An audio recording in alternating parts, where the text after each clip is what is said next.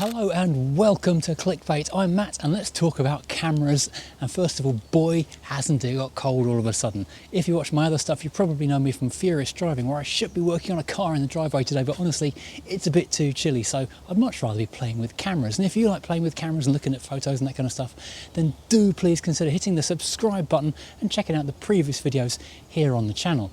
Now today we're going to talk about everyday carry, EDC, in the world of cameras, because I'm one of those people who's very, very guilty of overthinking and overcomplicating every camera decision when I go out for a walk or a day out or a holiday, or even just going to the shops. Going to buy milk, probably going to want a DSLR, maybe an 80-200, possibly a wide shot angle there, maybe a 17-35, obviously in a standard lens, maybe some flash and a tripod. And suddenly a 5-minute trip down to the shop has turned into a fully kitted out Sherpa expedition with extra support vehicles. I'm trying to get away from that. I'm trying to be more just user-friendly, more easy everyday carry. You might see my recent video about the Lumix, which I thought was going to be my perfect EDC camera with its immense 720mm zoom on it. Turned out though, the sensor wasn't really up to the quality. For the price of the camera, the lens was great, the sensor just didn't hold up, so that's a no-go for me.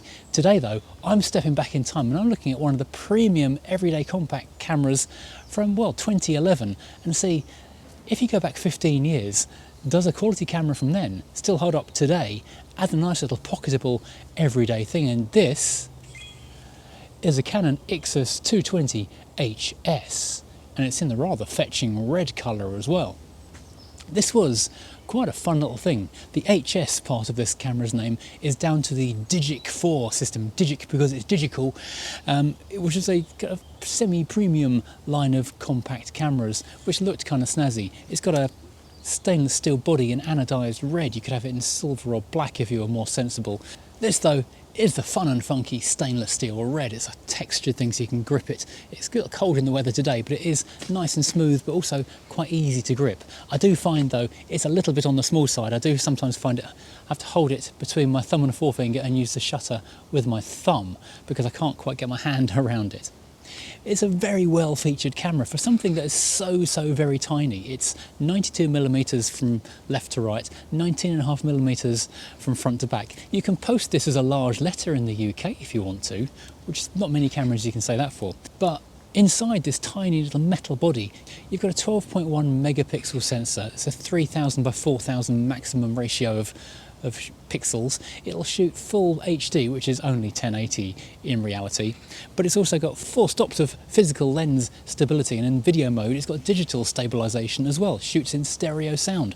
You've got burst mode up to 7 frames a second. In continuous shooting it'll do 2.2 frames a second, and with the flash on it'll do 0.7 frames a second. So it's all there, and the thing is absolutely tiny. And it really is one of the smallest things I've ever come across in terms of photography. And this is a real downer. Why does no one make a camera of this size and this quality anymore? It's either use your phone, because obviously that's awesome quality, buy something big and chunky like that Lumix or a Sony or a Canon, or buy something this size which is, well, no better quality than it was 15 years ago. So why waste your money? Well, I'll tell you why, because these are still holding their value like crazy. Back in 2011, this was about £170. I actually bought this camera for my wife as a birthday present for 2 reasons. Partly because she wanted a really nice camera for her birthday, and because I'm a nice person. And secondly, because I thought it'd be a really good excuse to buy a decent camera we could sort of keep on us at all times, because I've always got an angle. Sorry. And so for the last few weeks, I have dug this thing out and I have been using it as my EDC camera. It's always been in a pocket. It'll slide into a back pocket, it'll slide into a front pocket, any coat, any bag, in the cup holder in the car. It'll go anywhere, and it'll fit into a shirt pocket even if you want it to. It's literally anywhere. It's your constant companion. So over the last few weeks, I've shot hundreds of pictures on this thing, and that means recharging it many times because it's got its own unique special battery with its own special unique charger, as these things always did pre-USB-C. But is it actually any good? Well, let's have a look at some of the photos I've taken, because this has been, as I say, everywhere. If I've been walking down the street and seen something I wanted to grab a photo of, pop the camera out, shoot it. If I'm in a shop, see some nice colours, pop the camera out and shoot it. In the car, just swing over to the side of the road. When that lovely light catches something early morning on the way into work, just swing into the side of the road, pull the camera out, grab that picture through the windscreen. It's always there, it's always ready. Question is, of course, as I keep saying and not getting back to, is it any good? Well, yes and no. the quality is there. It's maybe not as crisp and sharp and perfect as your mobile phone is going to be. Your iPhone 16, your decent Samsung, whatever, the quality on those things is outlandishly good. I mean, this does have some of those same features. It's got face detect, which is astonishing on a thing from a decade and a half ago. So it will find the focus every time. It even has a choice of evaluative, center-weighted or spot metering. That must be pretty much unique on a camera of this size. It's a little bit slower to use than the phone. There's a little bit of a lag in turning it on. That's faster than opening your phone up. That's a good thing. However, the zoom works in stages, 24 to 120mm equivalent. So lots and lots of range from a decent wide angle to a lovely long lens telephoto shot, but it jumps in steps. So it's always the same predetermined steps. It's not a bad thing, but you need to be aware of that. Sometimes you'll have to shoot a tiny bit wider than you were expecting in order to get that shot. But when you go and push the button, there is sometimes instant, sometimes though it'll think about it for a moment and struggle to make the choice to take the picture or not as it's looking for the focus. But 90% of the time, it's quick and it's there. Once it's locked onto the focus, it is incredibly crisp. It gets it right most of the time. It's got a macro mode. It'll go down to 3 centimeters of close-up if you remember to push the button, and it's got exposure compensation, 3 stops in either way using third of a stop increments.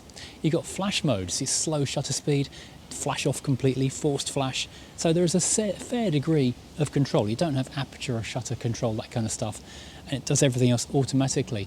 ISO, for example, goes from 200 to 3200, and your shutter speed goes from 15 seconds to 1/2000th, but you are very much in the hands of the camera making all of that kind of stuff happen. You can take it off auto ISO and manually set that, so if you want to keep the small grain of a slow ISO, you can make that happen. And you can change the white balance as well, from the usual auto white balance to things like sunny, cloudy, tungsten, fluorescent, the usual suspects. So there is a lot of control in a tiny, tiny camera. Because it's Digic 4 and it's Canon and they know what they're talking about, it generally gets things quite right. If you want a little bit more control, you do have a load of what they call scene modes, so you can do things like sport mode or portrait mode, so that will give you prioritising a fast shutter speed or a shallow depth of field as best the camera can. It's also got these other modes to try and give it a bit of character, as was quite popular in these days. Fuji have taken it into their film simulation modes these days.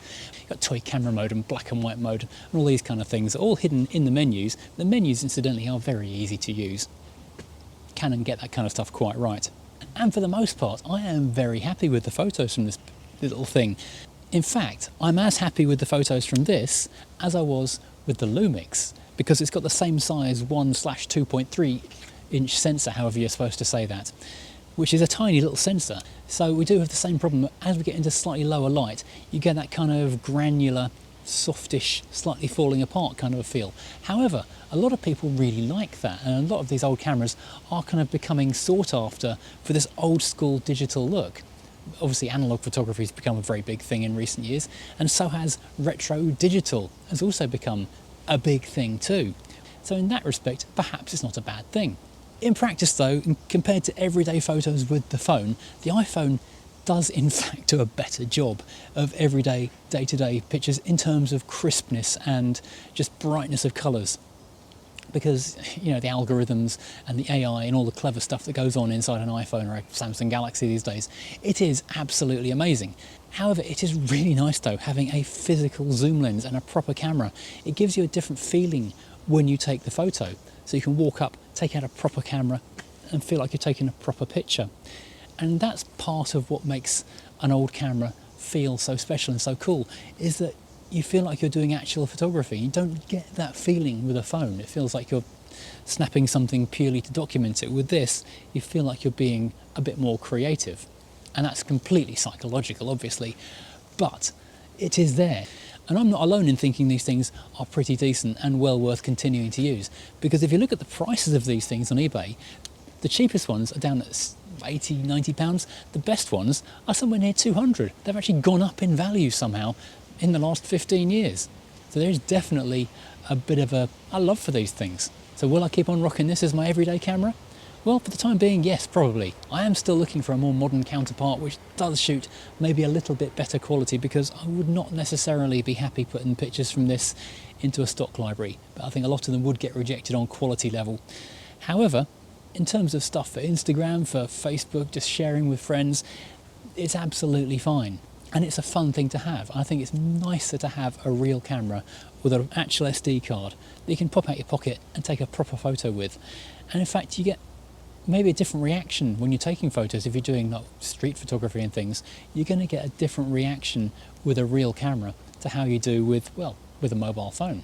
So would I recommend rushing out to buy yourself an Ixus 220 today to be your everyday maybe street photography or everyday carry camera?